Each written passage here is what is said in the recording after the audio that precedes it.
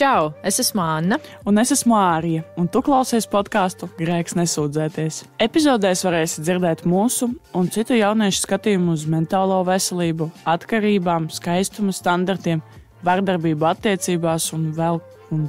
Mēs vēlamies veidot drošu vidi, kurā katram būtu iespēja justies sadzirdētam. Šodien pie mums uz epizodi ir atnākusi mūsu kursabiedrene Annija. Čau! Annija, par ko mēs šodien parunāsim? Šodien mēs parunāsim par draudzību, par karogiem, kuri mēdz būt arī draudzībā, un par to, kā veidot kvalitatīvu draudzību pieaugušo vecumā. Jā, mēs tieši šodien pievērsīsimies draudzībai pieaugušo dzīvē, un tā kā mēs lēnām nobriestam par pilnvērtīgiem, lieliem, labiem, foršiem pieaugušajiem. Kāda ir bijusi draudzība mums bērnībā, kādas tagad mums ir draudzības, un ko mēs sagaidām no nākotnes potenciālajiem draugiem. Vispār un ap draudzību. Okay, meitenes, kā jūs jūtaties šodien? Jauki. Es neizgulējos, bet es jūtos vēl joprojām iedvesmota no vakardienas pasākuma, no jaunās fakultātes atvēršanas. Šīs dienas tēma mums ir draudzība, un tieši precīzāk runājot, draudzība, ka tu esi pieaugušais. Un, principā, pirmais jautājums būtu, ko jums nozīmē draudzība?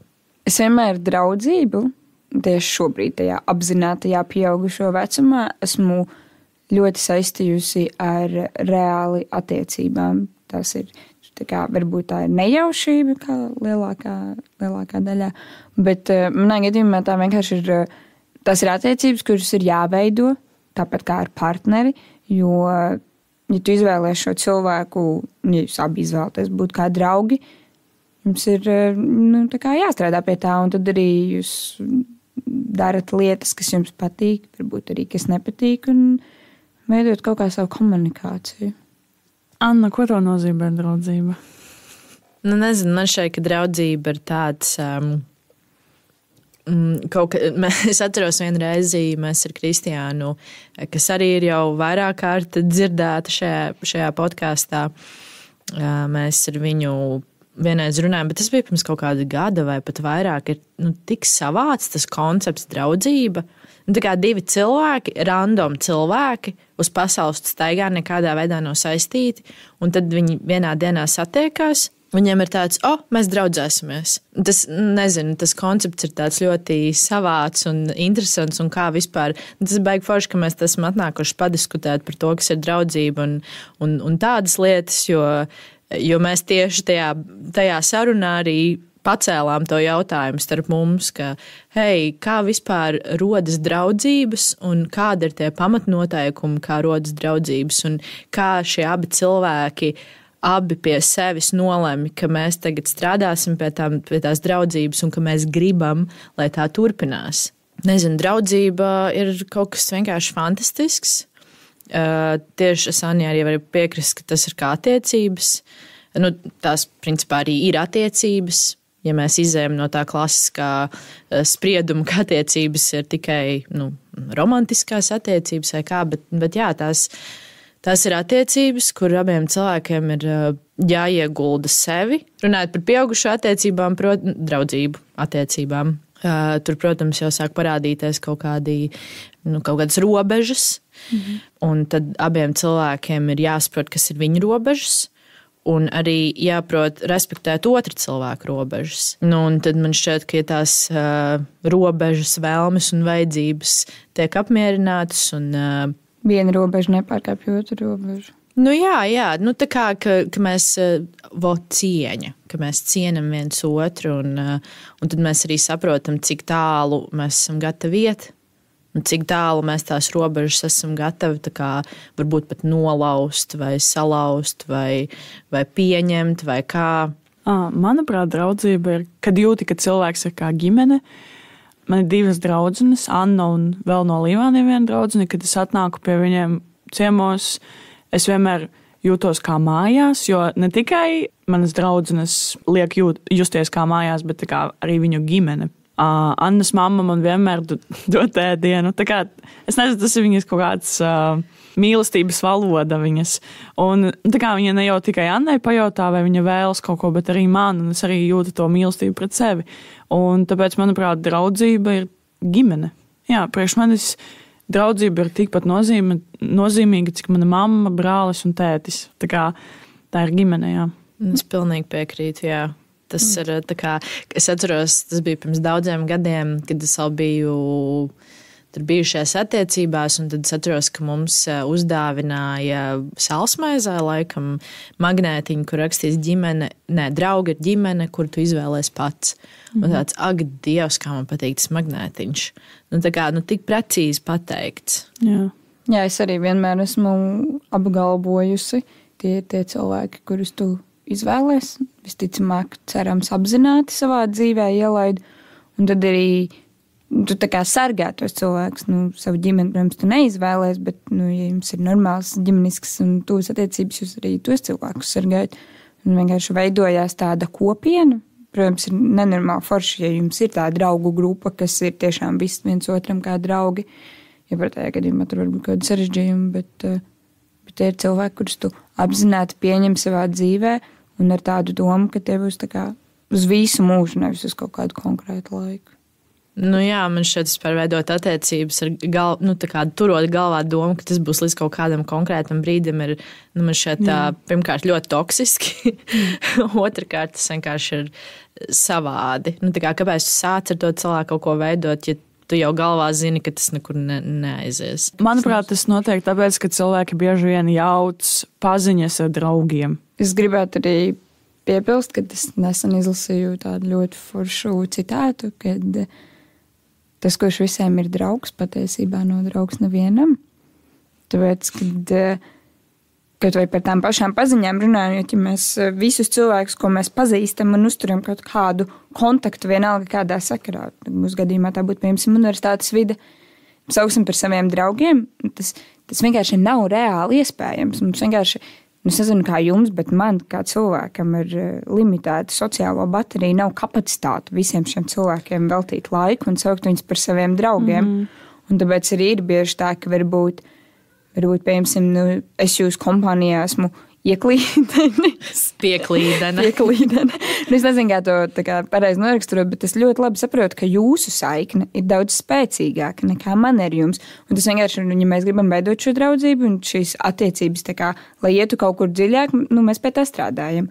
Vairāk vai mazāk, kaut kā tā, bet tas nenozīmē, ka tas, ka mēs tur varbūt ne gluži ar jums, bet ar kādu citu esam veidojuši kopā grupu darbus vai bijuši, es nezinu, kādā pasākumā kopā, mēs esam draugi. Mēs neesam draugi. Paziņas. Ko tu par to cilvēku zini, kādi draugi? Tas, kad ir cilvēki, kas stāsta visiem visu, vai forši viņiem tā dzīvot, bet tas jau nenozīmē, ka viņš ir tavs draugs. Jā, es tieši vakardien, kad es domāju par šo epizodi, es domāju tieši precīzi to, ko tu teici par paziņām un draugiem, un ka ir cilvēki, piemēram, es atceros manam bijušam draugam, viņam visi bija draugi, un viņam tie draugi bija, Ķīnas rullis ar tiem draugiem, tiešām.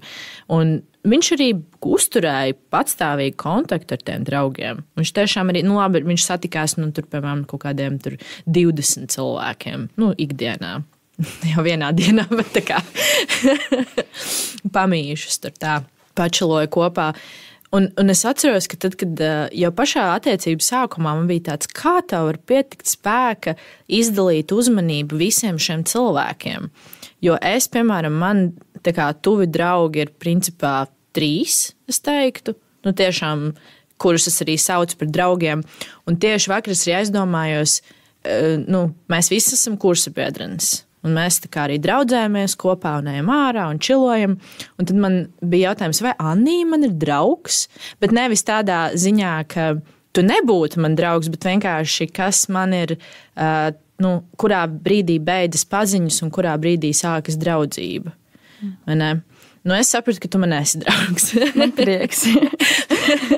jo, es tev pilnīgi piekrītu, ka tā kā es ar visiem cilvēkiem esmu draudzīga, runāju draudzīgi un tur nenovēršos un palīdzu un tā, bet tomēr viņi man ir paziņas. Labi paziņas. Vai man ir draudzīgs kontakts ar viņiem. Vai ne? Vai, piemēram, kursabiedri vai kolēģi un forši kolēģi. Bet tas nenozīmē, ka viņi ir mani draugi. Un tad ir jāsaprot, kurā brīdī notiek tas klikšķis, kad tas cilvēks kļūst par tavu draugu. Kā jūs domājat? Man tā tagad nāk prātā tāda situācija, pieredze. Mēs bijām tāda nejauša draugu kompānija. Mēs tur dejojām vienā kolektīvā iepriekš un tā tālāk. Un vienkārši kaut kā pamazām tu saproti, ka tev patīk pavadīt laiku ar tiem cilvēkiem. Tu nejūti spiedienu, jūs sākat arī atvērties, sākat runāt par lietām, kurām varbūt par dziļākām lietām, kurām ikdienā tik daudz nerunā. Jūs saprotat, ka jums patīk kopīgas lietas vai arī nepatīk kopīgas lietas. Nepatīk tā, ka jums nepatīk viena lieta. Sapratāt to domu. Un vienkārši gribi veidot to kontaktu, jo tev ar to cilvēku ir tā kā labi. Un tad es arī sāku saprast, ka, piemēram, man gribās to cilvēku iepriecināt, man gribās zināt, kā tam cilvēkam iet un pajautāt kaut vai. Manā gadījumā šobrīd es neesmu īpaši cilvēks, kas uzturās ārpus mājas, bet tad, kad es gribu pavadīt laiku ar kādu kopā, man nav tā, ka es atveru telefonā kontaktus un varētu uzrakstīt 50 cilvēkiem. Tie ir ļoti maza daļa cilvēku, un pat tad es izvērtēju, ar kuru cilvēku es tajā dienā gribētu pavadīt to laiku.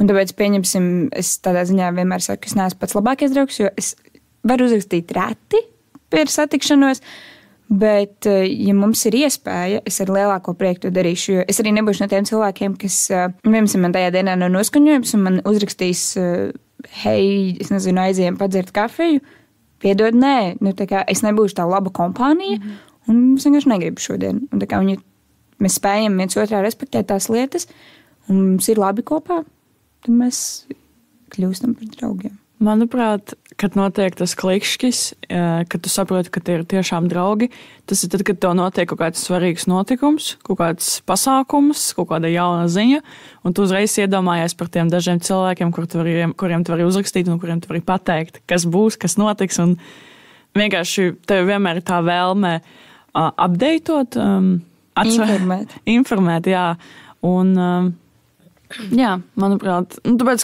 kad man notiek kaut kāds tāds pasākums vai kaut kas tāds jaunums, es vienmēr aizdomājos par draugiem, ne jau par kaut kādām paziņām, kas man tur kaut kur atrodas, jā. Jā, tad, kad man šādi, jā, tas ir arī ļoti foršs tāds, es nebiju par to aizdomājusies tā padziļināti par to, ka, jā, tad, kad tev kaut kas notiek dzīvē, pat labs, slikts, vienalga, par ko, tu tāds, es gribu izstāstīt. Vai tu ieraugi kaut kādu mīmu, vai es nezinu, tu ieraugi, kur Doge Challenger smuku un tāds, kā mēs varētu uzrakstīt.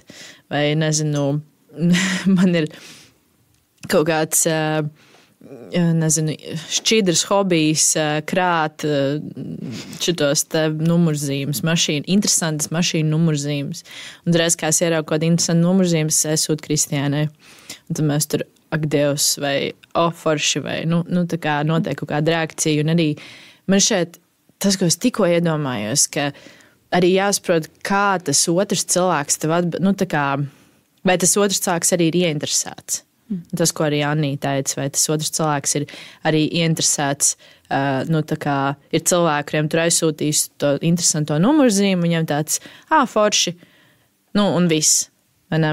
Un tad ir tie tavi draugi, kuri tev tur, panesās vesela saraksta, kuru varbūt pat aiziet ārpus mašīnu tēmas, bet panesās, jo tu jūti, ka otrs cilvēks grib ar tevi runāties, un tu arī gribi ar to otru cilvēku runāties. Un tad tu jūti, ka tas cilvēks arī grib ar mani draudzēties, un tad tāda forša lieta. Bet arī tas, ko Anija teica par to, ka pārunā kaut kādas, vai tu to teici? Par tām smagas tādas emocionālas jau tēmas pārunā. Man šeit tas arī ir tas brīdis, kad tu saproti, un tu izstāsti, ka tas pirmo reizi notiek ar to cilvēku, tu izstāsti, un tu nezini, ko sagaidīt atpakaļ, un tad tas cilvēks iedod to pārnestā nozīmē, tev iedod to roku un pasaka, viss ir kārtībā, es tev dzirdu, saprotu, un tu vari man uzticēties, kā akmens no sirds novēlās, un tu saproti, manā pulciņā ir vēl kāds foršs jauns cilvēks, un jā, noteikti tās lietas. Bet iepriekš mēs runājām par tām robežām, bet man šeit, ka tās robežas mēs sākam saprast tikai, kad mēs nobriestam, bet mums jau tās draudzības sāk veidoties jau, ka mēs esam maziņi, un tajā brīdī mums nav nekādas tur robežas, tikai pašsaprotams robežas. Tu nevajag sist un darīt pāri un tā. Bet kādas jums ir bijušas draudzības bērnībā, kas varbūt ir saglabājušās, vai tieši pretēji nav saglabājušās, un kā jūs par to jūtaties? Es noteikti varētu sākt ar tām, kas nav saglabājušās, jo, manuprāt, laika ejot un manā un Ārijas gadījumā, kad mēs esam mainījušas dzīves vietu universitātes dēļ, tās draudzības ir pašķīdušas, un viens ir tas, kad mainās intereses cilvēkiem. Piemēram, es redzu, ka iepriekš varbūt man ar kādu cilvēku bija interesanti sarunāties un pavadīt laiku kopā, bet tagad saprotot, ka mēs kaut kādā ziņā ejam dažādus dzīves ceļus, mums varbūt mainās kaut kādi uzskati par lietām, bet tajā pašā laikā ir arī draudzības, kas saglabājās. Es vienmēr esmu uzsvērusi, ka man ir tādas divas draudzenes, abas divas no vienas pilsētas, bet viņas tā kā savā starpā nav draudzenes, bet tās ir manas draudzenes. Un mēs uzturām kontaktus, un arī tas var būt tiešām ļoti random uzrakstīt, es nezinu, vai arī es kaut ko ieraugu un es uzrakstu. Tieši tas, ko tu tikko stāstīji par tām numurzīmēm, gadījumā varbūt tās gluži nav numurzīmes kaut kas cits, vai arī kaut kādu pilnīgi stulbāko lietu tu vari uzrakstīt tam cilvēkam, un tu saproti, ka viņš atbild, un tātad viņam ir svarīgi tajā brīdī atbildēt uz to tavu muļķību. Arī tā satikšanās, mēģināt atrast to laiku satikties, jo viens ir tas, ka jūs tur stundu varat norunāt FaceTime'ā vai sarakstīties, bet ir kaut kā savādāka sajūta, ka tu vienkārši sēdi pretī un dzer to pašu kafiju vai vienalga, kaut vai citreiz nerunā. Bet, tā kā, ka tev ir tas cilvēks fiziski, tas ir, manuprāt, arī jebkuru tādu savu tuvu cilvēku. Un vēl arī par tām draudzībām, kas ir izjukušas, ir arī tādas bēdīgākas pieredzes varbūt par to, ka es tam cilvēku uzskatu par savu draugu, es viņam uzticos, varbūt ne tādā līmenī, kā tādam ļoti, ļoti tuvam draugam, bet tomēr mēs esam draugi, mēs pavadam laiku kopā, esam pavadījuši daudz laiku kopā jau bez mazai no bērnības. Un tad ir kaut kādas situācijas, ka tu jūti, ka viņam tas nav tik svarīgi. Viņš maina norunas un maina tās tā kā ļoti spontāni, un vai arī apzināti izvēlās pavadīt laiku ar kādu citu, nevis ar to iepriekšējo savu kompāniju. Un tad vienkārši tu sāc aizdomāties, vai tev vispār tā kā gribās ar to cilvēku runāt, kaut vai tā iemesla dēļ, ka tu sāc vilkt kaut kādas robežas. Manā gadījumā, ja mans tuvs cilvēks, kurš runā sliktas lietas par kādu citu cilvēku, kas varbūt arī man nav tik tīkams, bet viņš ar to cilvēku arī ir tuvās attiecībās. Tur atkal ir tā dots pret dotu funkciju, kad, ja viņš to saka par viņu, viņš saka kaut ko par mums, un tev nav uzticības. Un manā gadījumā draudzība ļoti, ļoti var strauji beigties tieši tajā brīdī, kad nav, ka pazūd tā vēlme uzticēties tam cilvēkam, bet tas ir, manuprāt, jebkurās attiecībās. Es varu sākt ar to, ar tām draudzībām, kas man beidzās, tāpat kā Andija. Beidzās tās draudzības arī dzīvesveids maiņas dēļ. Protams, es braucu uz mājām, bet mēs ar tiem cilvēkiem īsti nekomunicējam. Es vairs nevaru viņus nosaukt par draugiem, bet, kaut kā dažreiz varbūt iečatojam, kaut ko uzrakstam viens otram, es redzēju to, vai kaut kas jauns, es nezinu, kaut kādas parastas ikdieniškas lietas, tas, kas nav tāds man noslēpums, teiksim tā, vai kādu bildīti aizsūt vai kaut ko tādu. Bet tā es nevaru nosaukt vairs tos cilvēkus par draugiem, jo vienkārši man likās, ka es viņus tā kā pāraugu. Nav tā, ka viņi palika tagad stulbāki un man viņi neinteresē, bet vienkārši tas laikam, tāpēc, ka mums ir dažādi ceļi. To pašu, ko Anija minēja, mēs kaut kā mums nesaiet. Tā kā nav tās dzirkstelītes, kas bija agrāk, kad mēs ar viņiem komunicējam. Es vairs nejūtos kā mājās. Man ir vairāk tāds tā kā, nezinu, kaut kāds. Es nezinu, ko es pamanīju, kad es satiekos ar kādu cilvēku, kuru es uzskatīju par draugu. Kad es viņiem satikos, vienmēr bija tā foršā sajūta, ka wow, mēs viņiem satikāmies, bija tik jautri, bija tik labi, tu atnāc uz mājām, tev ir brīnišķīgs noskaņojums. Bet tagad, kad mēs vairs nedraudzējamies, un, piemēram, ja mani kaut kur pasauc, Un man tāds, nu labi, es varu aiziet, satikties, varbūt atkal sakomunicēsimies, sāksim draudzēties. Bet tad es atnāku un es sēžu un es saprotu, ka man vienkārši man nav vērti, es jūtos dīvaini, man nepatīk te atrasties. Tā kā cilvēki īsti nav mainījušies, bet tieši mans redzējums uz varbūt pasauli ir mainījies, un tāpēc es viņus savādāk tagad uztveru, tas, kas ir mainījies. Bet varbūt nevis, man šķiet, ka pilnīgi precīzi tu pateici, ka viņi nav mainījušies. Nu tā kā jūs vienā brīdī gājāt vienā tempā, Jā. Un tad tu atdalījies un tu sāki uzņemt citu tempu, bet viņi palika tajā pašā tempā, vai savā citā tempā. Tad vienkārši tas temps vairs nesakrīt. Vienkārši tas dzīves redzējums arī, jā, tie joki. Un es nezinu, vienkārši kaut kas mainījās un es vairs nejūtos labi ar viņiem. Bet, tā kā pateikt, ka es viņus tur nepazīstu un viņi ir drausmīgi cilvēki, nē. Viņi tieši tāpat mums bija brīnišķīgas atmiņas, atskatoties uz bildēm, video. Man ļoti patika tas periods, kad es viņam pavadīju laiku. Bet vienkārši tagad tas nav tas, ko man vajag tagad šajā dzīves posmā. Jā, un draudzība, kas ir saglabājušās, es varētu nosaukt laikam sporta dēļ. Man ir viena ļoti, ļoti tuva draudzene, ar kuru es vienmēr komunicēju. Un es pat nevaru, es vairs nenodarbojos ar basketbolu, bet mēs turpinam ar viņu komunicēt. Un, kad es atbraucu uz Rīgu, viņa vēl mācījās 12. klasē. Sanāk, es sāku iet pirmā kursā, viņa 12. klasē sāk. Un bija tā, ka man likās, es atbraukšu uz Rīgu, viss, man vairs nebūs draugu, jo, kaut kas mainīsies. Bet nē, viss palika tieši tāpat. Mēs turpinājām komunicēt, mēs turpinājām čatot.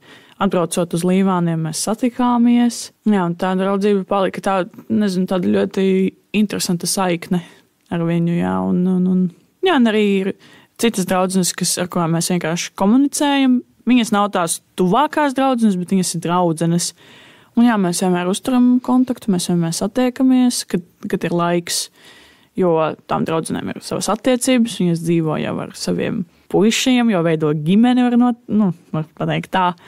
Un kas mainījies, atbraucot uz Rīgu, es arī atradu draugus. Sākumā man likās, ka man vispār nebūs draugu.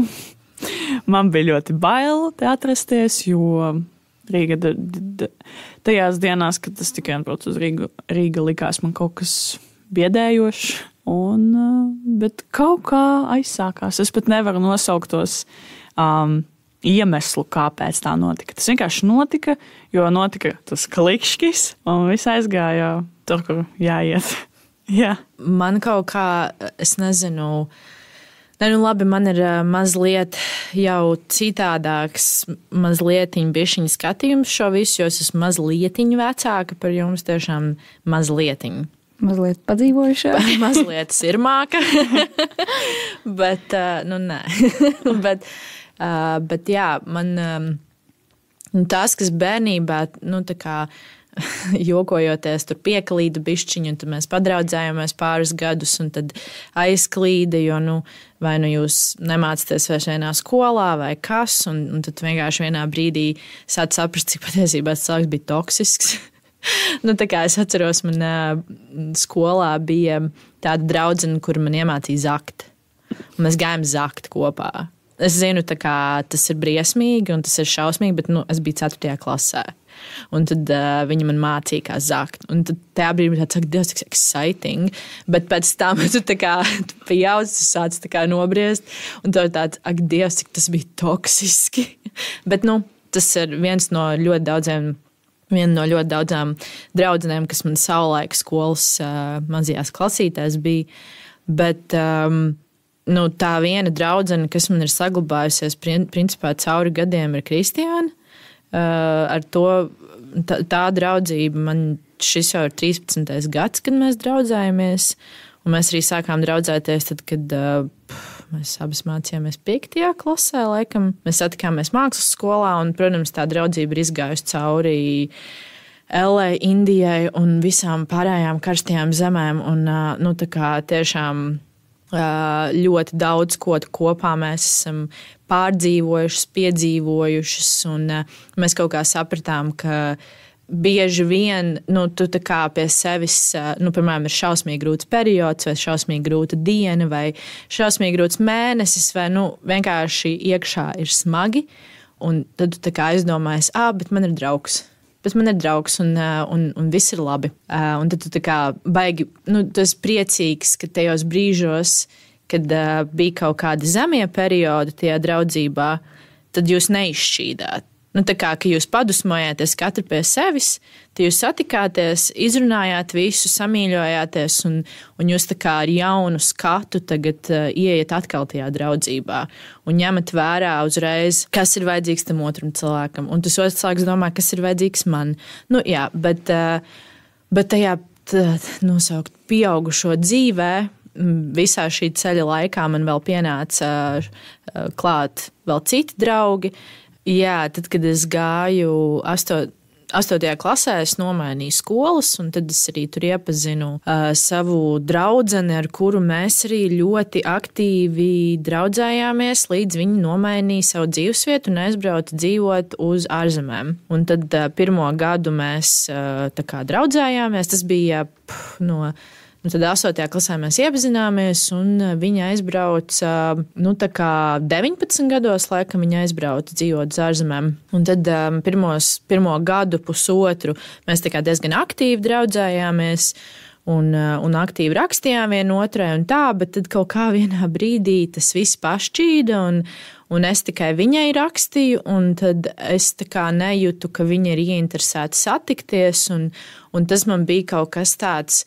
Tā man bija jauna pieredze, kad tu kā pieaugušais pazaudē draudzību, nevis tāpēc, ka jūs esat nodarījuši pāri viens otram, bet vienkārši dzīves apstākļu dēļ, un pat nav tā, ka jums ir citas, dažādas intereses. Labi, tā kā, protams, mums ir dažādas intereses, bet tas pat nebija tas iemesls. Tas bija tas vienkārši tāds, mēs pašķīt draudzību. Un nesen, principā, pirms nedēļas viņa man uzrakstīja un teica, hei, es būšu Latvijā, varbūt tu gribi iziet uz dzērienu, papļāpāt un tā. Un man bija tāds, wow, cik tā foršā sajūta, ka patiesībā tā draudzība nav izšķīdusi. Varbūt viņi ir bišķi pašķīdusi, bet tā kā nav tā, ka jūs vairs nedraudzējaties, vienkārši jūs citādāk sākat draudzēties. Tā, ka jūs nevis sarakstaties tur ik pa laikam, bet tur, es esmu Latvijā, es aizbraukšu, gribu satikties. Vai es, piemēram, izdomāju, es gribu aizbraukt pie viņas ciemos, un tad saku, hei, es varētu atbraukt pie tevis, tur arī pačilot, un tad jūs satiekties, saprotat, ka viss kārtībā. Ka tas ir turpat, kur jūs esat palikuši, un jūs varat smieties par tām pašām lietām. Un,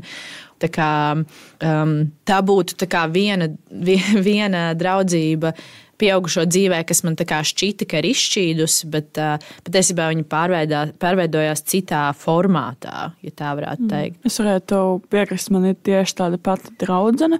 Viņa dzīvo vēl joprojām Latvijā. Mēs no pašas bērnības arī ar viņu komunicējām un draudzējāmies, un mūsu mammas draudzējas. Kaut kā notika, kad mēs centāmies satikties, kad mēs jau pieaugām, mēs centāmies satikties, mums nekas nesanāca, jo viņai bija darbs vai man bija universitāte. Un tā kā vienkārši mums bija mums bija savi darbi, mums bija sava rutīna un ko mums vajadzēja darīt. Bet satiekoties ar viņu arī, kad netīšām mums vienreiz sanāca satikties, un arī bija tas pats kontakts, un jā. Es varu ar tevi asociēties, relētoties. Jā, tā kā man ir arī tāda viena draudzene, kas likās, ka visu vairs neesam draudzenes, bet esam. Vienkārši savādāks dzīves posms notiek, un varbūt kaut kad tie ceļi atkal sajies, ka mēs atkal iesim kopā.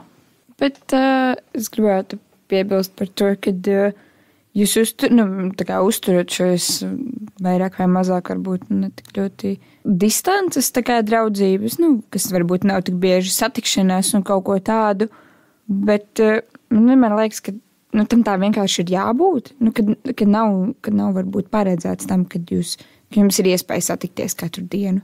Un otrs puses, vai jūs būs par ko runāt katru dienu, vai tas cilvēks tev ir tik tūs, lai tu katru dienu gribētu ar viņu komunicēt. Jo es nezinu, kā jūs varētu padalīties par to, bet es zinu par savu sociālo bateriju. Un es vienmēr esmu arī teikusi, ka man ir svarīgi kontaktēties cilvēkiem, kas man ir tuvi, bet es nevaru katru dienu kādam kaut ko dot. Man nav iekšās tik daudz spēka, lai katru dienu satiktos ar cilvēku un būtu kvalitatīvs sabiedrotais. Ir interesanti, man mamma vienreiz teica, čau, mam, vislabākā draudzība ir tā, ka tu reti satiecies ar to draugu, jo jums tā kā, kad jūs satiekaties katru dienu, jūs varbūt kaut kā apnīkat viens otram nedaudz, tu jūti, ka jūs pārāk bieži esat kopā, jūs vairs nezināt, par ko runāt. Un tāpēc mamma teica, ka jo retāk tu satiec to draugu, jo tā kā tev vairāk uzkrājas, ko viņam pastāstīt, un jaunumi, un kaut kādas jaunas bildītas, ko var parādīt, un jauni stāsti, un jā. Man ir pieredze ar abējādām sajūtām. Tā draudzība ar Kristiānu, tad, kad viņi tagad ir pārvākusies citu pilsētu dzīvot, tā kā man principā visi draugi, kas man ir, gandrīz visi, izņemot arī, visi draugi, kas man ir long distance draudzības. Un tas sākumā, kad tas notika, un man visi draugi dzīvo nesasniedzamā, tā kā viegli nesasniedzamā attālumā, tad man tāds, reality check, man tā kā es esmu viena pati palikusi. Bet tad tu tā kā sāc pierast, bet jā, pirms viņi pārvācās, mēs reāli katru dienu pavadījām kopā, varētu teikt. Mēs katru vakaru satikāmies, un viņi brauc pie manis paēst vakariņas, un es braucu pie viņas pačalot, un arī kaut ko tur uzgraust, un es viņai tur, ak, Dievs tās, kad viņi to bakalauru rakstīja, nabaga cilvēks, es viņai tur ēdienu vedu, un mēs tiešām katru dienu satikāmies vismaz uz stundiņu, un, godīgi sakot, man nebija sajūtas, ka ir pa daudz.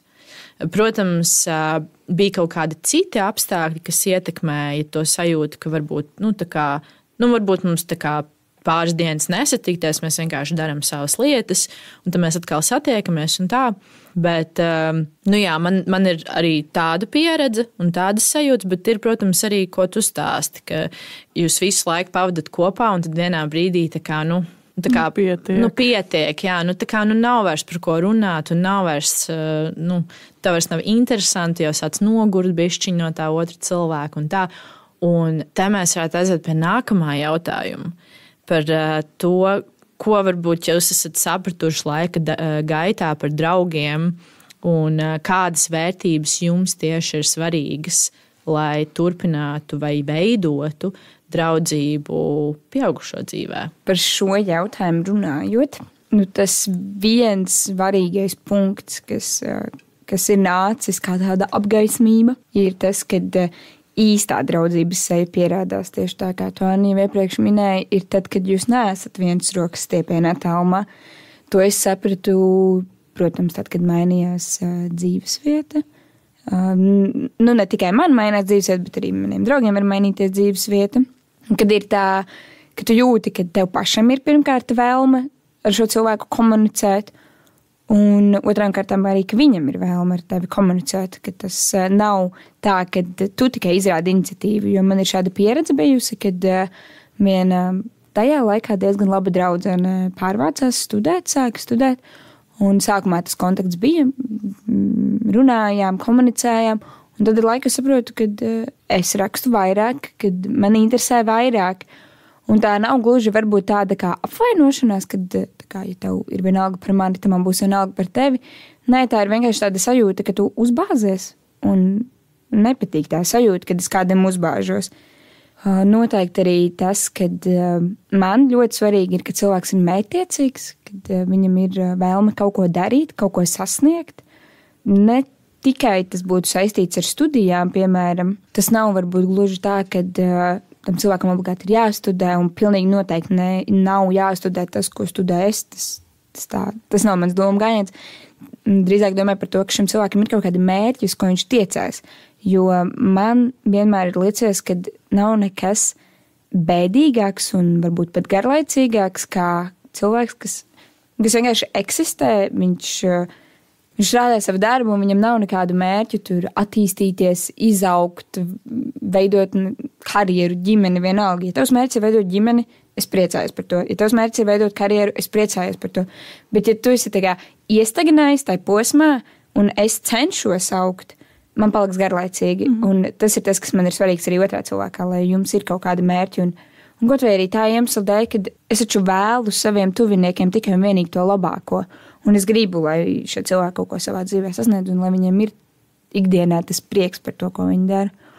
Un noteikti arī tā uzticība man ir ļoti svarīga, jo es iepriekš uz to tā neskatījos, bet tagad es to skatos pilnīgi savādāk, kas ir, ja visu laiku ir kaut kādi piedāvājumi no manas puses tikai, piemēram, tur to pašu satikties, papļāpāt vai kaut ko tādu, un es neredzu šo pretīm nākšanu, tā kā to tavu vēlmi, tad tas, protams, ir tas, kas nav ok, un arī fakts, ka, ja, ir lietas, ko es esmu pastāstījusi, un tās lietas aiziet tālāk, bāc.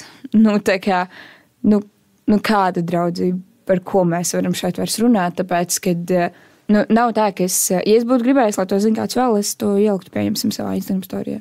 Bet, ja es to pastāstu tev, tad es gribu, lai tas paliek starp mums. Un man arī liekas muļķīgi, kad ir kaut kādas lietas, kad man ir tā lieta, kas man kādreiz likās norma, un tagad es to nesaprotu, kad es kādam kaut ko saku, un man ir jāpasaka, tikai lūdzu nesaki nevienam tālāk. Kāds ir, tu esi kaut kādā bāc rādījo, ka tu iesi un turpinās stāstīt tālāk, nē. Tā nodevība, un tāpēc es arī ļoti cienu savu draugu teikto, piemēram, viņi stāst ļoti, ļoti privātas lietas, protams, negribējuši un nestāstīšu tālāk, un es ar to nedalīšos tālāk. Ja tie būs kādi priecīgi notikumi un kaut kas tāds, un jā, ok, jums ir kopīgi draugi, jūs to varat padalīties, bet tā, ka tiešām tādas ļoti smagas, sāpīgas tēmas es negribu būt nodot, un arī tā kā es negribu nevienu nodot. Tas ir tas faktors, kas var draudzību izbeigt pilnībā. Un arī ir tādi gadījumi bijuši, jā. Bet ja mēs runājam par labajām lietām, kas tā kā turpina draudzību, tā ir vienkārši tā sajūta, kad tam cilvēkam nav vienalga. Tas tāpat kā veidot attiecības. Taču nebūsi kopā ar cilvēku, kuram ir vienalga tevi, kurš neizrāda interesi par tevi, kurš tevi nemīl. Ja es tāpat uzskatu, ka ar diviem cilvēkiem, kas veido attiecības draudzīgā ziņā, tāpat ir kaut kāda mīlestība, kas vienkārši varbūt ir savādāka. Jā. Par to, kas man ir svarīgi, protams, visu, ko Anīte teica, es tam visam piekrītu. Un īpaši uzsverot par to nodošanu un to uzticību. Un arī pilnīgi piekrīt, ka tas attiecās uz jebkādu veidu attiecībām, arī uz kolēģiskām attiecībām, arī uz kursu biedru attiecībām, ka tev tomēr ir tā uzticība tajā otrā cilvēkā, ka viņš tiešām izdarīs to savu darbiņu un ieliks pieliks to savu rociņu tajā kopīgajā darbā, kaut kādā grupu darbā vai kaut kā tam līdzīgi. Jo tad, kad tu sastrādājies kopā un tu redzi, ka viņš tā kā, nav ieinteresēts, nestrādā un atstāja visu citiem, ko izdarīt, tad tu vairs negribi ar viņu sastrādāties, vai ne? Tā kā, ja piesavietu gadījumā, tad tā un tā, bet tu tā kā, negribi vairs otrais izvēlēties viņu labprātīgi kā savu komandas biedru. Un tas pats jau arī ir ar draudzību, un tas, ko tu teici par to izstāstīšanu, tā kā tu uztici kaut ko man, tātad es to dzirdēju, un tad kāpēc kādam citam tas ir jādzird? Man šķiet, ka vienkārši es esmu tik ļoti rūpīgi, es ļoti, ļoti rūpīgi izvēlos draugus un vispār cilvēkus sev apkārt, ar kuriem es komunicēju ikdienā. Un tad tu uzreiz kaut kā atlasi, un tu saproti, ka es pilnīgi tev veltu tagad savu uzticību, un es tev uzticos, un tā tālāk tā joprojām, un tā būs tava problēma, ja tu to uzticību salauzīsi. Ja tu tā kā es tev uzticos un izstāstu kaut ko riktīgi heavy un tā tālāk, un tad tu ej apkārt un klaigā visiem to visu un vēl sagrozi pa savam, kā tev vajag, tad tā ir tava problēma un viss, tu esi man sāpinājis un man, uzticību atgūt ir, manuprāt, priekš manis neiespējami. Jo es jau atceros to, kas ir noticis, un nezinu, tur jāpiet 10 gadiem, lai pieņemtu to, ka tu vari izmainīties un kļūt labāks cilvēks, un tu vairs tā nedarītu, vai ne? Jo, es nezinu, man uzticība vispār ir tā ļoti, ļoti grūti uzticēties cilvēkiem. Tu teici, ka tu ļoti rūpīgi izvērtē cilvēkus, kam tu uzticies. Un kas ir varbūt ieskicēt tās lietas, ka tu, pieņemsim, sarunājoties ar kādu cilvēku, kas ir tās lietas, kuras tu dzirdot vai kaut kā saprotot, ka nē, varbūt cilvēks ir foršs, bet tas nebūs mans draugs. Tāpēc, ka? Arī tas, ko tu teici par to attīstību, izaugsmi un inteliģentību arī, jo man ir grūti komunicēt ar cilvēkiem, kuri nespēja pieņemt to, ka viņiem nav taisnības. Jo man, piemēram, ja man nav taisnība, tad tāds, man nav taisnība, tev bija taisnība, dzīvojam tālāk. Viss kārtībā, es tagad uzzināju, kā ir patiesībā, vai ne?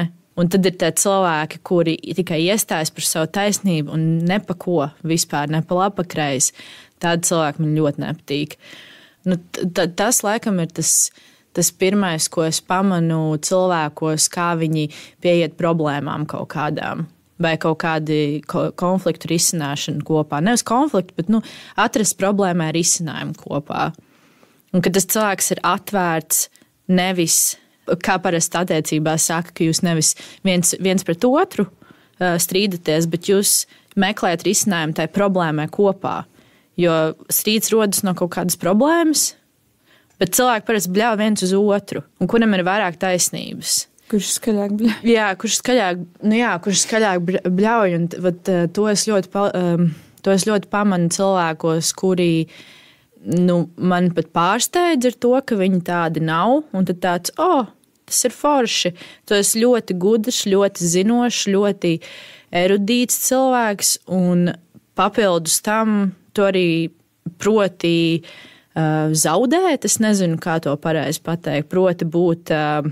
Kļūdīties, tu vienkārši pieņem, ka tu esi kļūdījies. Tieši tā, jā, ka tu pieņem, ka tu esi kļūdījies un tu dzīvo tālāk, jo tu esi uzzinājis, kā ir patiesībā. Un man šķiet, ka tas ir ārkārtīgi svarīgi, ka cilvēks ir atvērts pasaulē un viņš nav norobežots. Klāt pie tā visu var pielikt valodu un kā cilvēks sarakstās, kā cilvēks runājās, kā tiek uzsākts tas kontakts. Ok, labi, jūs esat baigie draugi, jūs varat sarakstīties, tur ķep, kā jūs gribat, ja? Bet sākumā, kā jūs iepazīsties, kāds ir tavs pirmais iespējas par to cilvēku, kāda ir viņa higiēna, kā viņš kop sevi, par ko viņš domā, ko viņš lasa, par ko viņš interesēs. Tieši tā kā tu, Anīte, teici, ka jums var būt dažādas intereses, jūs varat studēt viens medicīnu, viens žurnālistiku, vienalga, bet kā jūs pieejat tai pasaulē kopīgi un kādi ir jūsu mērķi un ka jūs varat parunāties par kaut kādām tēmām dziļāk nekā tikai virspusēji. Un ka jūs, piemēram, tur paņemat, homofobija Latvijā, vienalga. Kaut kādu random tēmu izvēlēsimies. Un ka jūs varat diskutēt, negribot nonākt pie patiesības.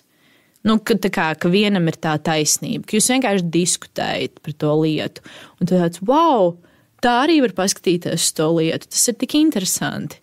Bet jā, vēl viena lieta, kas ir nē, kam es pilnīgi un galīgi saku nē, ja cilvēki ir homofobiski, ja cilvēki ir rasistiski, ja cilvēki nosoda otru cilvēku par viņa izskatu vai kaut kādām vienkārši viņa īpašībām, kāds viņš ir.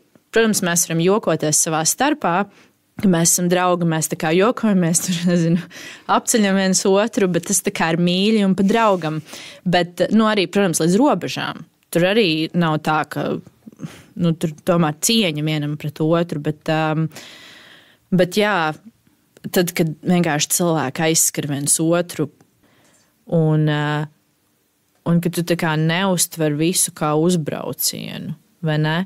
Jo citreiz, tā kā tu vienkārši izsaki savu viedokli par kaut kādu tēmu, un tad kad, ja tas viedoklis nesaskan ar to otru cilvēku, tad viņš kaut ko apvainoties. Vai kaut ko īpašība. Es nezinu arī, es neesmu to tik ļoti novērojusi, lai tas man kaut kā baigi traucētu, vai es nezinu, šeit, ka tā nav. Vismaz es to neesmu pieredzējusi ar tevi, tā izteikti, lai es to atcerētos. Bet jā, tās ir tās noteikti tās lietas, kas būtu tās pirmās lietas, ko es pamanītu. Man arī laikam pie tās pašas tēmas varētu iekļaut, kad man ļoti, man traucē cilvēkos, ja viņi ir tādi atkarīgi no kāda, kad, pieņemsim, tev tagad ir piedāvājums, un tev vajag, tā kā bez maz vai pakonsultēties ar vēl pāris cilvēkiem, lai saprastu, vai šo piedāvājumu pieņemtu. Bet it kā tu esi savā galvā jau izvērtējis plusus, mīnusus, ko tev tas dos, ko tev tas nedos, bet būs, pieņemsim, tas cilvēks, kas pateiks, nē, un tu neizdarīsi. Un kurā brīdī tu sāksi domāt par to, ka tu jau dari pāri sev? Bet es nezinu, tur jau man šeit ir tādas lietas, man, piemēram, ļoti svarīgs savu draugu viedoklis. Kaut kādās lielās lietās. Protams, es izdarīšu tā ir mana atbildība, ko es pēc tam izdarīšu ar to viņu viedokli. Vai es to ņemšu vērā, vai es neņemšu vērā. Bet man ir ārkārtīgi svarīgi, ko citi cilvēki domā, jo citreiz es jūtos šausmīgi pazudusi, un es zinu, ka mani draugi man pazīst citreiz labāk nekā es pati sevi. Un tad man tāds, hei, es esmu pilnīgā putrā, ko man darīt, kas notiek. Un tad, protams, kaut kādas lielas dzīves lēmumus.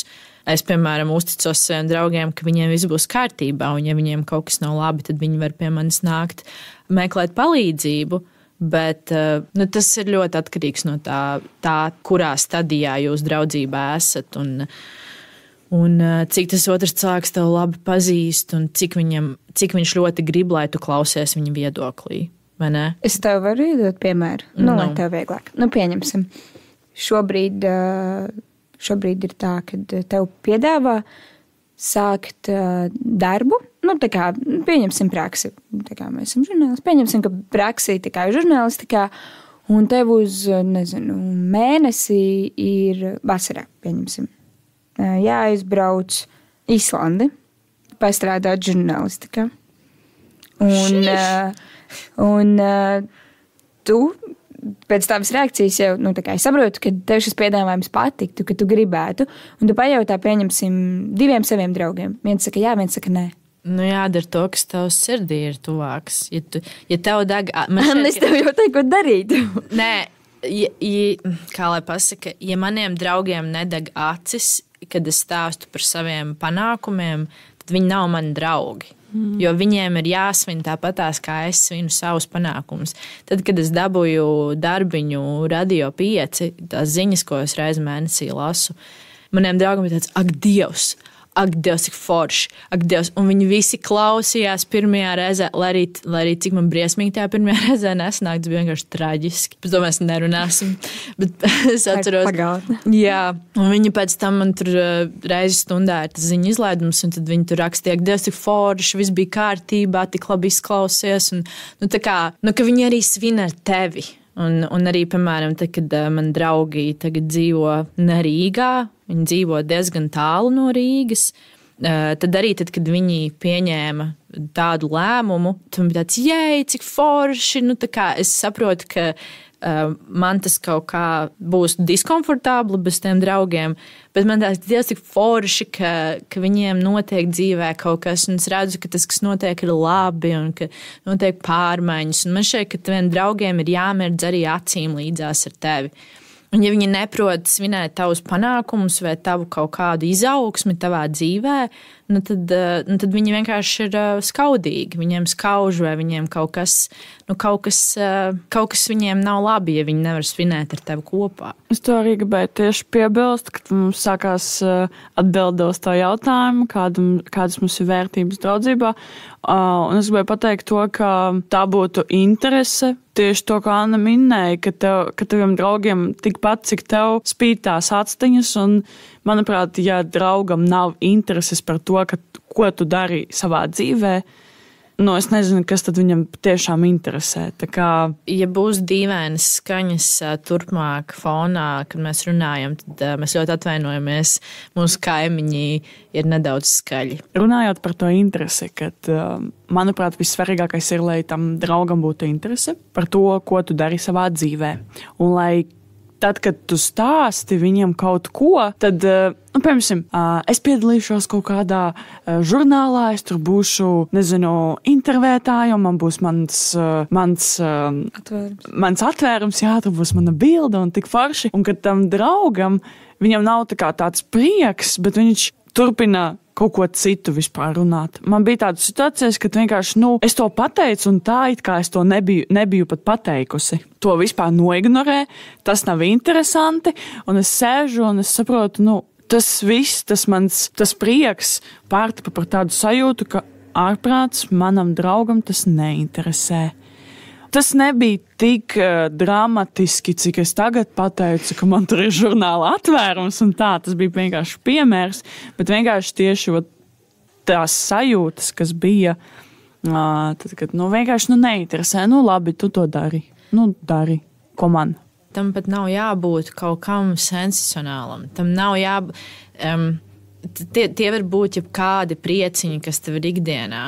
Tur es nezinu, tad, kad man bija vienkārši drausmīgs periods dzīvē, un man nebija ēstgribas, un bija slikti viss, tad es pat uzrakstīju, hei, es šodien paēdu, un mans draugs atbildēja, ak, Dievs, cik forši, es tev apsveicu, ko tu ēdi, tā kā malacis, super, es lepojos ar tevi. Un tā kā tām nevajag būt tā kā pat karjeras kāpšanas tur lietām vai kam, bet vienkārši, ka tas draugs ir, ka viņam interesē. Un nevis, ka viņam uzreiz ir doma, ka viņš kaut ko labumu iegūs no tā, bet ka tu vienkārši gribi, lai notiek labas lietas ar to otru cilvēku. Tas jau, man liekas, ir tieši tas pats, kas arī tieši, ka tu saproti, ka tam cilvēkam ir interese par tevi, kaut vai tajā brīdī tavs piemērs, kad tu pasaki, es šodien paēdu, un viņš jau pajautā, ko tu ēdi, kad viņam nebija tāds, ok, tu paēdi, bet viņam pat interesē, ko tu ēdi, un cilvēks, kam ir viena alga, viņš to nejautās nekad. Un tas tāpat arī, kad pieņemsim, man liekas ļoti vērtīgi ir pārbaudīt to cilvēku, tad, kad viņam palūdz palīdzību. Pieņemsim, man vajag palīdzēt, izdarīt, es nezinu, es tur virtuvi bezmazliet gribu izkrāsot, vai tu atnāksi man palīgā. Un ja draugs atbild, es nemāku. Ak, Dievs, tā ir slikti. Es arī nemāku. Jā, es arī nemāku. Mācīsimies kopā. Paskatīsimies DIY tutoriālu YouTube, izdarīsim to kopā.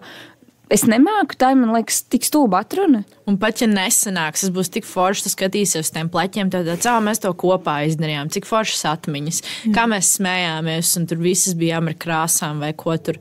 Un tā kā, jā. Ja tu man pasaki, piedod, es tā kā nevaru tajā dienā, ok, labi, tu nevari, varbūt tu vari kādā citā dienā, un tad tu vienkārši sāc saprast, ka tas cilvēks atrunājās, un kad viņš neatrunājās, vai arī sevišķi, man ir ļoti foršs piemērs ar to, ka mani draugi bija ļoti atsaucīgi. Es arī esmu no laukiem, teiksim tā, un cilvēki, kas ir kādreiz dzīvē bijuši dārziņā, un zina, ka dārzā ir jādara vairāk lietas, kā tikai jāēd zemenes, piemēram, bija jātīra ķiploki, kad tie bija novākti. Un tas ir viena no lietām, kas man dzīvē ir iebisis vairāk. Nagi vēlāk sāpļoti. Tur viss sāp. Un es saviem draugiem zināju, ka man draugi tajā brīdī neko nedara. Un viņi bija mājās, respektīvi, un viņiem pētā, varbūt jūs gribat atbraukt. Un viens no šiem draugiem nebija to nekad darījis. Viņš varbūt kā nespratis, ko viņš parakstās, bet otrs, jā, ok. Un viņi atbrauca, un viņi tur bija ilgi, jo tas ir tik ilgs process patiesībā. Un mēs izdarījām to ļoti ātri. Un tāpat arī mana draudzene ir man palūgusi palīdzību. Un tādos brīžos saprotu, ka tas ir tavs draugs, nevis vienkārši tava kompānija. Jo viens ir aiziet ar to cilvēku patusēt. Otrs ir ar to cilvēku reāli darīt lietas kopā. Mēs ar mani draudzeni, manas draudzenes tētis ir bitinieks, un mums bija arī tur tā kā jāved medus un tādas lietas. Un mēs cēlāmies 5 no rīta un braucām no Auces līdz Valkai, kas ir Igaunijas robeža, vedām medu. Tas bija vairāk kārt tā ir bijis, un abas divas tā kā uz maiņām stūrējām, un arī kaut vai kā kompānija. Un tādu fizisku labumu, tā kā, es nezinu, tur samaksu vai kaut ko tādu, no tā jau tu neiegūsti. Bet tur jau tieši arī pierādās tas, ka tas ir tavs draugs, un tev ir svarīgi viņam palīdzēt. Tikpat labi, ja tā kā es arī varētu pateikt, nē, brauc pati, ved savu medu tos 500 kilometrus. Bet tā kā man ir forši pavadīt ar šo cilvēku laiku, arī tad, ja man ir 5 jāceļās, un arī tad, ja man liekas, ka es nekad dzīvē 5 nepiecelšos. Visādi šādas lietas. Manuprāt, tādos, teiksim tā, pasākumos tieši parādās tie jaunie piedzīvojumi, kaut kas jauns, ko tu tieši tagad tu to atcerējies un tev ir ko izstāstīt. Es klausījos, un tas izklausās tik burvīgi. Es nezinu, man ļoti patīk. tādi stāsti. Man vienkārši liekas, ka ir tik daudz situācijas, kad cilvēkiem tie draugi tiešām ir tādi. Mēs tiešām tur aizējam uz kafejnīcu, mēs aizējam uz kādu klubu, bārčiku kopā, nezinu, tur vienalga. Bet tā kā reālās situācijās, kad tam cilvēkam vajag palīdzēt, piemēram, ja man šobrīd būtu jāpārvācās, es zinu, ka es visticamāk jums palūgtu palīdzību. Man patīk, es nepārvācos. Man patīk, kas tas likt man, tas es palīdzētu. Man patīk, godīgi sakot, man patīk tīrīt, man patīk slaucīt grīdas un logu. Man tā patīk logus mazgāt. Ak, Dievs, tev pavasarī pasaukt, nomazgāt uz logus. Man no ielas ir logi jātīrien. Mierīgi. Es trešajā stāvā karinos laukā ar vienu roku, tā kā es turu to loga rāmi, un ar otru to koku, ar ko var notīrīt. Un man māma ienāk izsuņa tāds, tas ir nenormāli, tu gribi izgāzties laukā. Es trešajā stāvā dzīvoju. Viņa tāds, es nevaru skatīties, man augsti sviedri. Tāds, man viss čil, viss kārtībā. Kas ir labi un kas ir slikti, kas ir tavas robežas arī, lai veidot draudzību pieaugušo dzīvē? Kas ir svarīgi tev draudzībā? Es jau pieminēju, ka man ir svarīga tā interese, lai cilvēkam ir interese viens par otru. Kā arī es pilnīgi piekritīšu Annijai, ka man nepatīk, ka ir tā vienpusīgā draudzība, ka tikai no vienas puses ir kaut kāda iniciatīva. Manuprāt, ja jūs esat patiešām labi draugi, jums abiem ir jāpiedāvā viens otram kaut kādas iespējas, aktivitātes, aizbraukt tur, padarīt to, satikties un tā. Tās būtu tādas lietas, un ko es ļoti novērtēju. Es ļoti novērtēju tad, kad par mani neaizmirst. Kad, es nevaru tagad tieši atcerēties kādu piemēru no savas dzīves, bet vienkārši tad, kad tas cilvēks patiešām izrāda to, ka, piemēram, notiek kaut kāda ballīte, ja, un manai draudzenei ir kāds draugu loks, kur ir tā ballīte, un viņi tā kā pasauc viņu. Bet mani nepasauc, jo mēs īsti nekomunicējam. Un es ļoti novērtētu to, ja tā kā mana draudzene pajautātu, klausieties, varbūt arī pasauksim vai kaut ko tādu, ka par mani neaizmirst, ka es esmu arī svarīgs cilvēciņš tajā pasākumā vai ne pasākumā vai kaut kādā, ka mani vienkārši neaizmirst. Jā, man arī tā lieta, kas man ļoti patīk cilvēkos, ir, ka viņi netēlo, ka viņi neuzliek maskas un ka viņi ir tiešām tādi, kādi viņi ir. Man vienkārši, mīļākais cilvēku tips ir vienkārši cilvēki, kas necenšas no sevis kaut ko tā kā parādīt. Un man liekas arī tajā brīdī, kad es esmu kompānijā ar vienkāršiem cilvēkiem, es jūtos brīvi, man nav par ko satraukties, man nav tur kaut kādas situācijas, kad es jūtos neērti, jo man ir tiešām ļoti nepatīkami cevišķi tajā brīdī, kad es saprotu, ka tas cilvēks tēlo, un ir tā divējādā sajūta, tu it kā gribi saprast, kāpēc viņš tā dara, un tu no otras puses atkal tu nesaproti, kas ir tas mērķis, ar kādu tas cilvēks to dara, ko viņš grib panākt. Jo mēs visi ļoti labi zinām, ka visas maskas ir laiku krīt, un tu neesi tas, kas tu biji, ka tu tēloji, tad, kad tu vairs netēlo. Un, es nezinu, man ļoti patīk vienkārši cilvēki, kuri netēlo, neuzliek maskas un no sevis neko netēlo un ir tādi, kādi viņi ir. Jā, es atceros, Anna, manuprāt, arī to pieminēja, ka viņai nepatīk tie cilvēki, kas ļoti kas nosoda. Pilnīgi piekritīšu, ja man būtu draugs, kas es nezinu, mēs ejam par ielu un tur viņš ļoti negatīvi izsakās par kādu citu cilvēku, ļoti agresīvi. Es saprotu, ir joki un ir tā agresija, ka tu vienkārši uzbrūc ar tiem, ne jau fiziski, bet ar tiem vārdiem, uzbrauc virsū, ka tu ej un tu klausies to negatīvismu, visu to negatīvo, un tas tev uzreiz no smaida pāriet uz tām bēdām, un tu nesaproti, kas to notiek. Tev nepatīk, ko viņš saka, un arī tev nepatīk, kā viņš to saka, cik agresīvi. Un tas red flags, tas sarkanais karodziņš, kas būtu draudzībai, tas, ka ir agresīvi cilvēki, jo, manuprāt, es esmu ļoti pozitīvs cilvēks, un ja man blakus būs cilvēks ar kaut kādu negatīvismu, es nevarēšu to pieņemt, un man negribētos tādu cilvēku satikties. tas arī, man liekas, ir ieteipēšā kategorijā, kad ja cilvēks var pasmieties, pajokot tikai par citiem, bet nespēja pieņemt un jokus par sevi vai pats pasmieties par sevi, tas arī ir diezgan tā kā nomācoši, jo it kā par tevi pasmējās, jā, bija smieklīgi, mēs tā kā pasmējāmies, bet ja es kaut ko pajokošos par tevi, tu apvainosies. Tas īstenībā arī ir šausmīgi sarežģīts attiecību modelis, jo tur ir ļoti jādomā par to, kā ar to cilvēku spēj runāt un cik ilgtermiņā tas būs veselīgi. Ar tādiem cilvēkiem, manuprāt, arī ir sarežģīti. Un tad ir jautājums, vai tas cilvēks pats apzinās, ka viņš vispār apvainojies par joku, kas ir tā kā tēmēts uz viņu un apzinās to, ka viņš visu laiku joko par citiem. Par to, ko jūs abas stāstāt, par to, ko tikko teica arī par to negatīvismu un tādām lietām, un par to, ka cilvēks ir pesimistisks un varbūt ir mazliet, kā lai pasaka, apstājies dzīvē, varbūt nedaudz.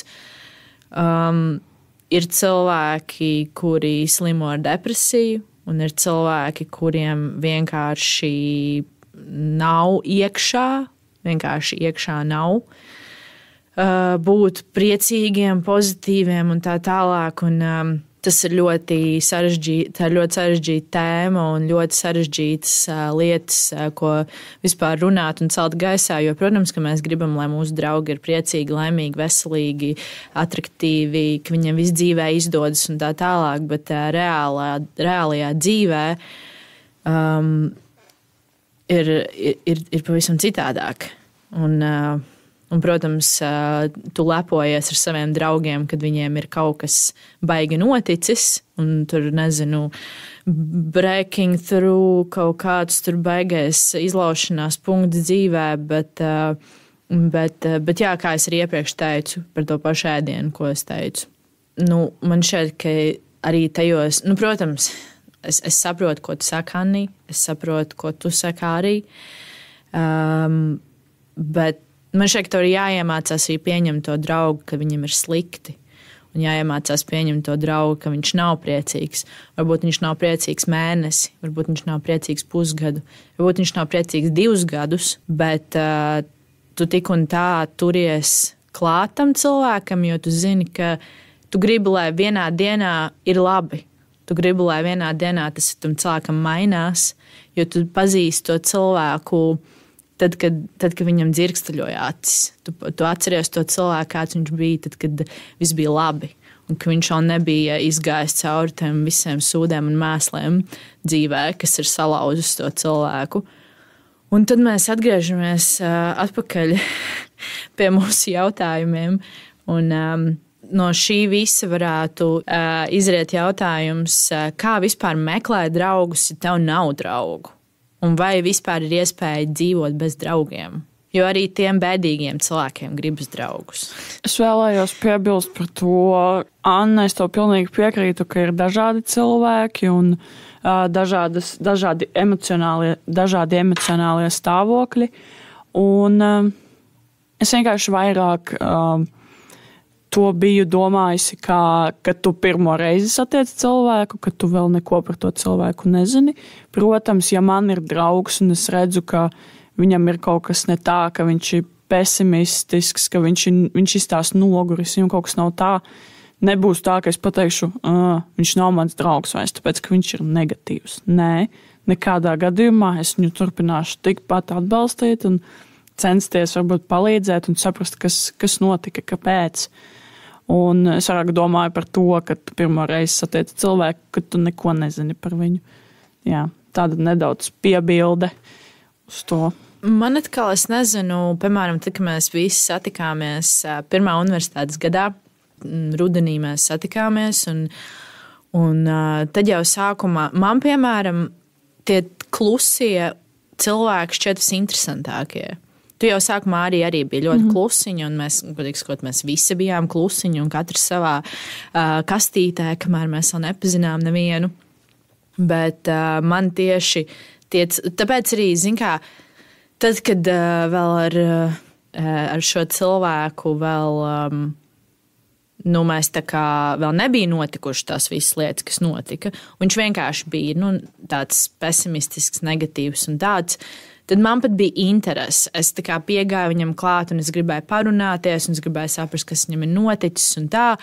Bet, un tad tu tā kā to pajautā, tu dari, tā kā mēģini ieguldīties, saprast, tā kā, kas notiek.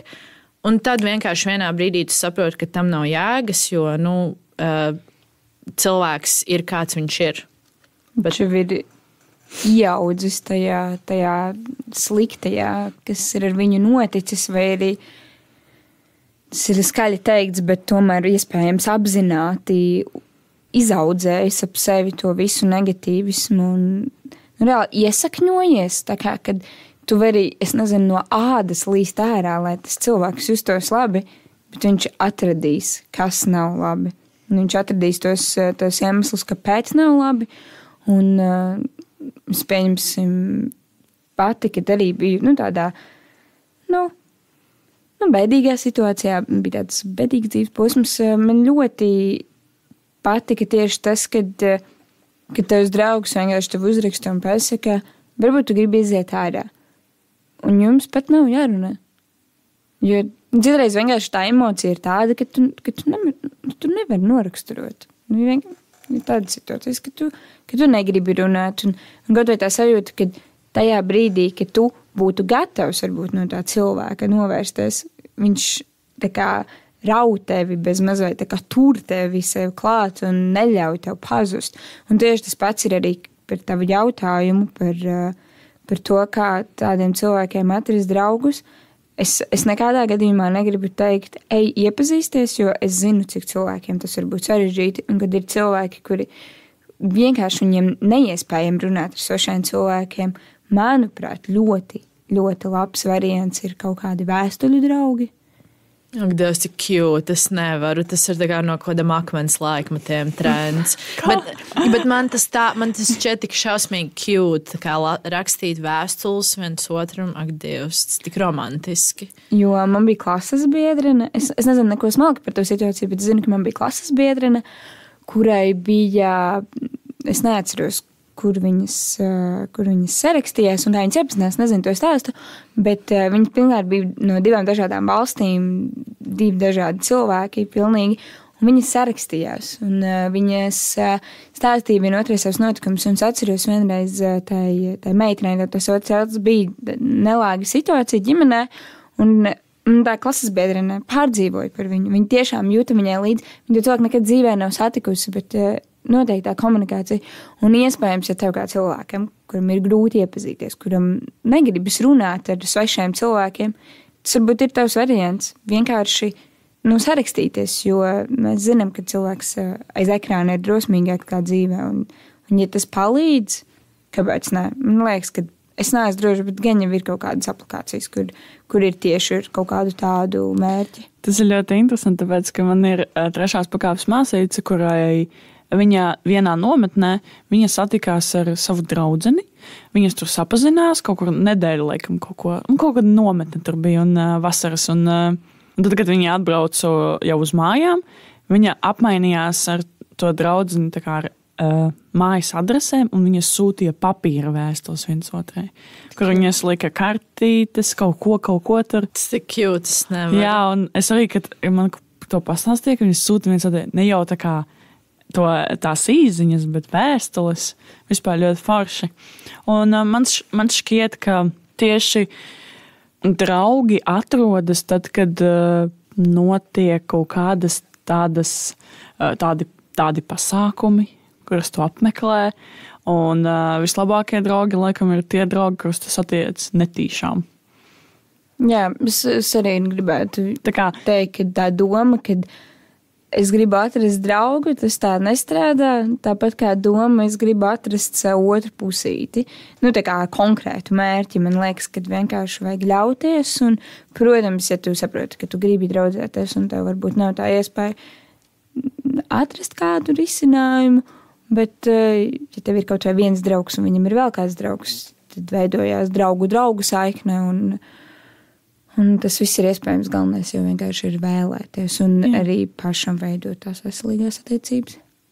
Jā, ne jau tā kā slēpties un teikt, oi, man nav draugu. Jā, protams, neiesēt sevī to sēklu. Tieši tā kā, es nezinu, varbūt iziet ārā, ja ir brālis vai māsa, iziet ar brāli māsu. Tāpēc, ka ģimene arī var būt draugi. Man brālis arī man kā draugs, un mēs viens otram uzticamies, un arī varbūt tā atrast draugus. Varbūt brāli vai māsai kāds paziņā draugs, un veidot kaut kādas tādas pietura punktus, kur jūs varat satikties ar to draugu, bet tā kā neradīt varbūt to nedaudz, ka es nemeklēšu, es negribu, bet, ja cilvēks negrib, viņš negrib, bet tomēr pamēģināt, varbūt nedaudz iziet no tā sava burbulīša un kaut kur aiziet, kaut ko padarīt, un varbūt tu netīšām satiksi kaut kādu ideālu foršu draugu, kas tev vienmēr palīdzēs un būs tev ilgtermiņā līdz mūža galam, un tas ir tas burvīgais, manuprāt, ka tu negaidīti satiec, un tu tāds, jā, viņš ir mans draugs. Jā. Ja tev kā klausītājam uzrunāja šis ieteikums, varbūt tu vari atrast internetā kaut kādas vietnes vai kaut kādas... Vai izveidot pats tādu. Kāpēc nē? Trakiem pieder pasaule.